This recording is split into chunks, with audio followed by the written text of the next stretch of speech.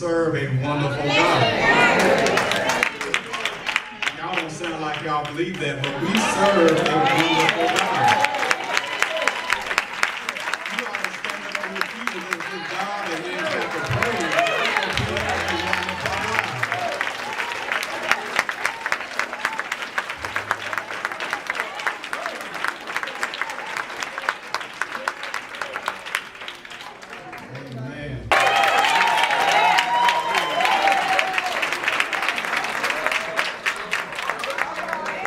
And the first elected African-American female mayor. I am on fire because you know the importance of leadership. The lecture series and workshop training that you're having are designed to assure that each person in attendance will gain knowledge and skills needed to lead when called to do so.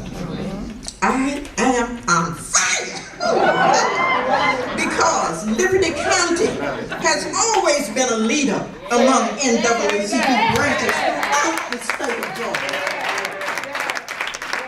Lastly, I am on fire because my branch president, Braylon Quarterman, has been on fire since he took office.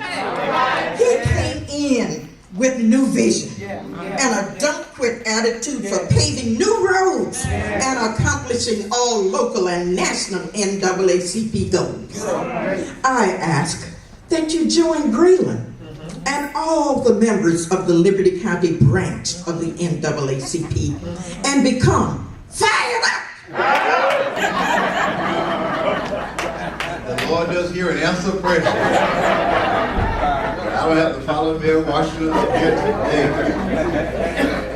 You do honor the protocol that's been established. And it is my honor today to stand before you as the chairman of the Liberty County Board of Commissioners.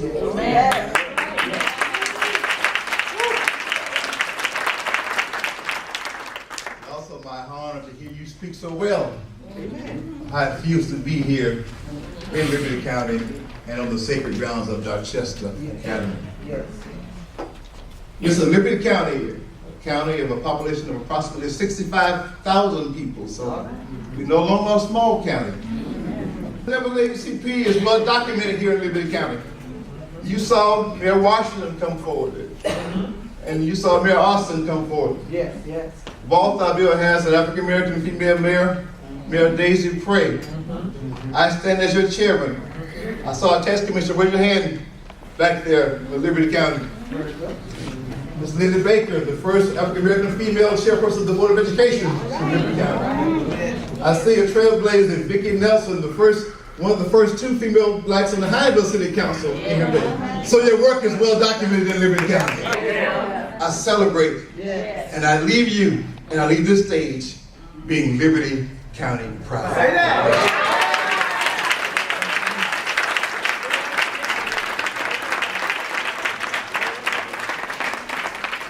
These are the folk you want to go talk to, you want to go see, write a letter to. That's not a place where I don't see Mr. Lovett at. So, and definitely Sheriff Schatz is usually somewhere where we can see him. And Mayor Washington, every one of the individuals, you can see them, you can touch them. And don't fall for the lie that stuff is not getting done because you're not showing up to the town hall meetings or any of our other meetings that our community holds. Amen. A prophetic moral vision for justice. We will rekindle a vision for social change, and we will build a movement that will resist any retrogression of our civil and human rights. We will build a movement that will make a way out of no way to move our communities forward. In the midst of darkness all around, Isaiah gave this great declaration to his people, and I give it to you tonight from the 58th chapter. Verse 1, shout with a full-throated shout. Hold nothing back. A trumpet blast shout. Tell my people what is wrong with their lives. Face my family, Jacob, with their sins. They are busy at worship. They love studying about me.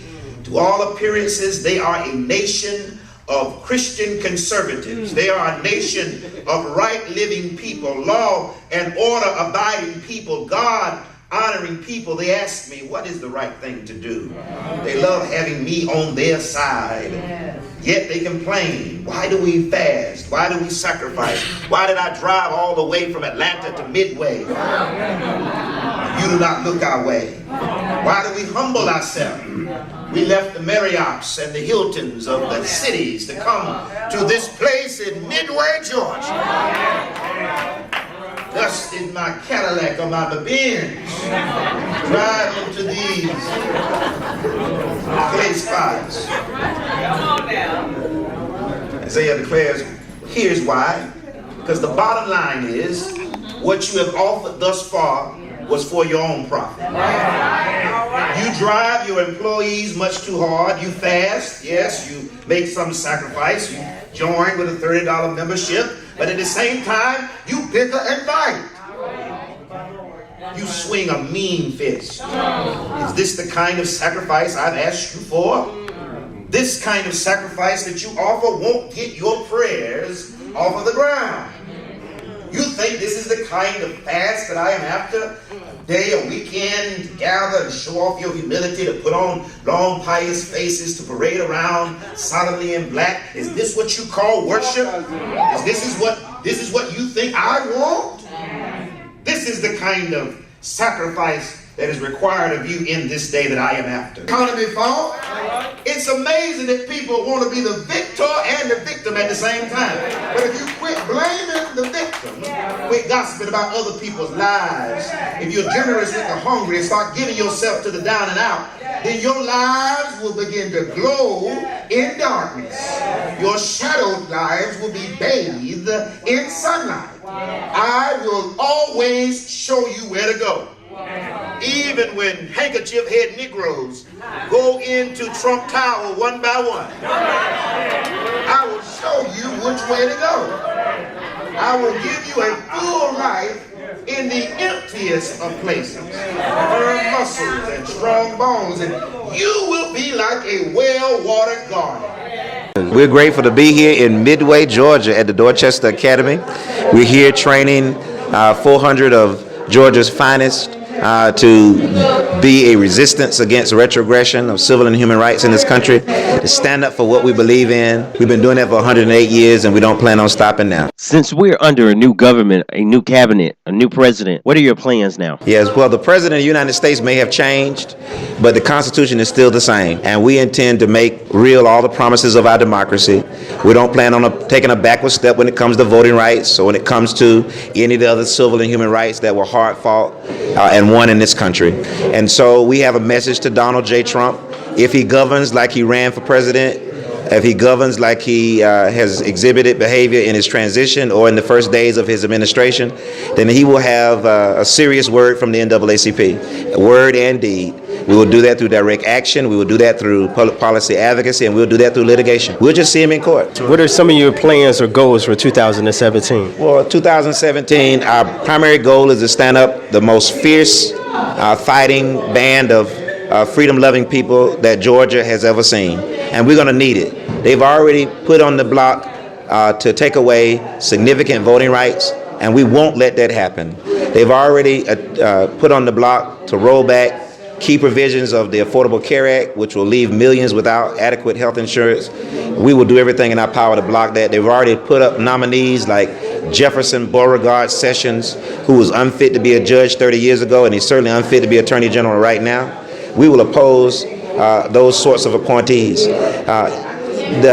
Donald Trump may not know this because of his narcissism, but the most powerful and most important person in this country is not the president, it's the people.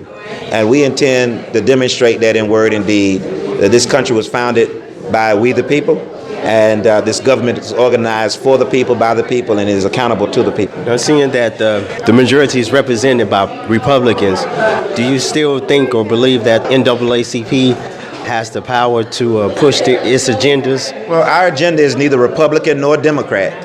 Our agenda is an agenda to make sure that America is free from race-based discrimination. And that should be something for which conservatives and liberals can rally around.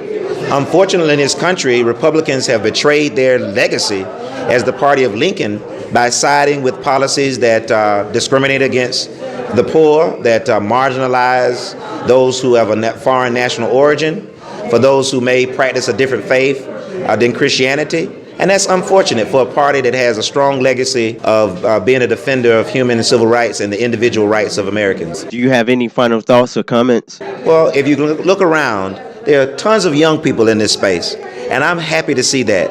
There's a wave of activism that Donald Trump has stirred up in this country. And I know from my faith tradition that God moves in mysterious ways. And so in a real sense, if it took Donald Trump to wake us up, I'm glad that we're woke now.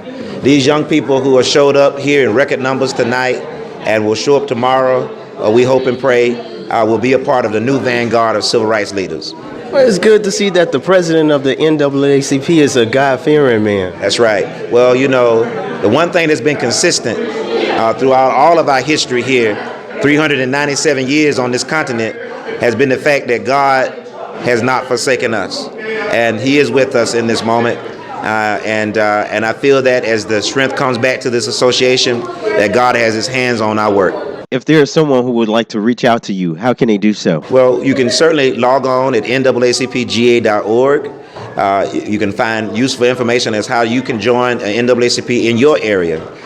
The most important thing in this moment is to not be silent, to not be marginalized, and to speak up, stand up for your rights.